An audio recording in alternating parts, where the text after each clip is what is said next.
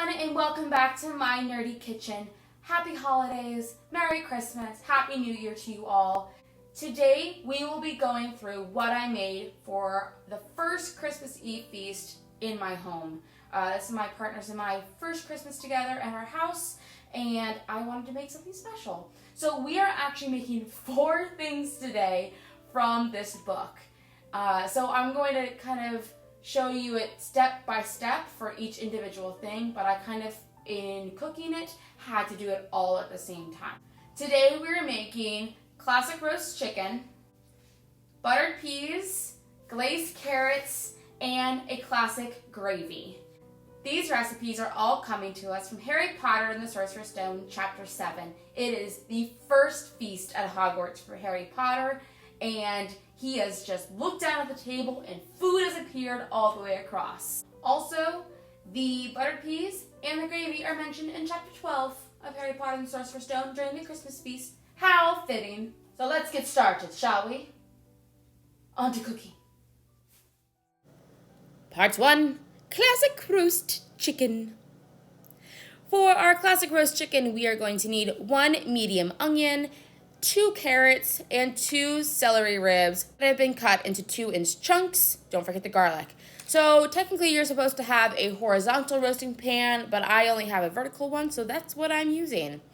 You're going to put all of your veggies into the bottom of the roasting pan, scatter everything around. If you have a vertical, don't forget to add water into your reservoir before your bird. Grab your bird. Mine is named Frank. Hello, Frank. Dry off your bird completely, both inside, outside. Oh, also don't forget to take out the gizzards because you don't want those in there. Cover the bird in oil. Top, bottom, sides, wings, all of the above. Spread that out.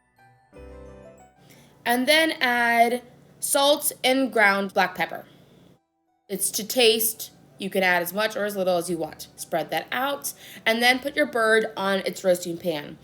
For a horizontal roasting pan, you're going to put him breast side up with the wings tucked under. There should be no need to truss your bird. For the horizontal roasting pan, pour the water into the pan. The oven is going to be at 375 degrees, and he's going to go in there for 50 minutes. After that 50 minutes, you're going to raise the temperature to 450, rotate the pan, and continue roasting for another 30 to 40 minutes, or until a thermometer into the thigh registers 170 degrees. Once he is at that temperature, you can take him out, and you're going to allow him to rest for 20 minutes before you go to carve him up. Hold on to the drippings. We're going to use those later. Part 2, the glazed carrots. For this, you are going to need 6 medium carrots that have been peeled and sliced.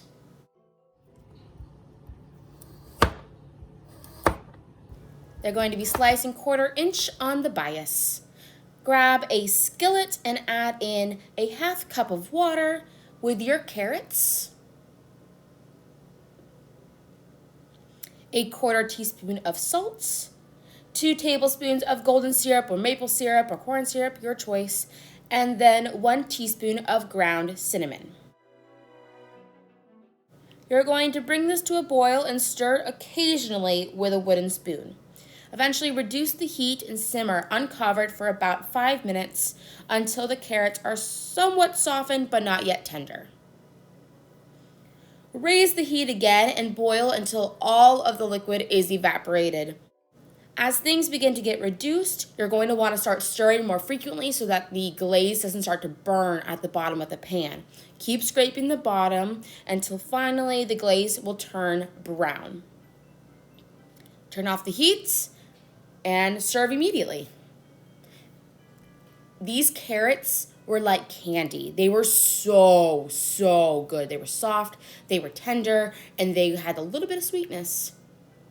Part 3, buttered peas. For our peas, we are going to need a small pot. I highly recommend a bigger one than what I used. But you're going to put 1 cup of water and 1 pound of frozen peas. This is why I needed a bigger pan, because I didn't have enough room. Bring the peas to a boil and then reduce the heat and simmer for about 5 minutes or until the peas are tender. Not ready.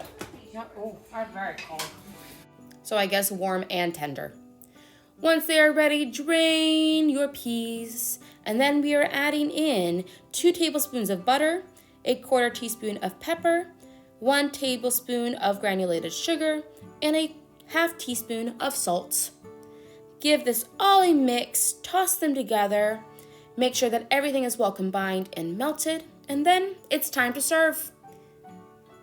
These peas were very, very good. I highly recommend. Part 4, a classic gravy. In a small saucepan, you're going to heat 3 tablespoons of vegetable oil and add in 3 tablespoons of all-purpose flour. You're going to add the flour in and stir until the flour turns brown and begins to foam up. Slowly add in 2 cups of chicken, turkey, or beef stock. It's your preference, stirring constantly. And then you will add in your 1/2 cup of drippings from your chicken. Now, if you don't have this, you can use all stock. That's totally fine. You're allowed to do that. But if you have the drippings, I recommend it. Cook this down until it's thick and bubbling. Then, serve it. And here it all is together. I'm obviously not much for display, but whatever. It all tasted so good and was perfect for Christmas Eve. Thank you all for joining me today as we cooked a delicious Christmas Eve feast straight from the Unofficial Harry Potter Cookbook.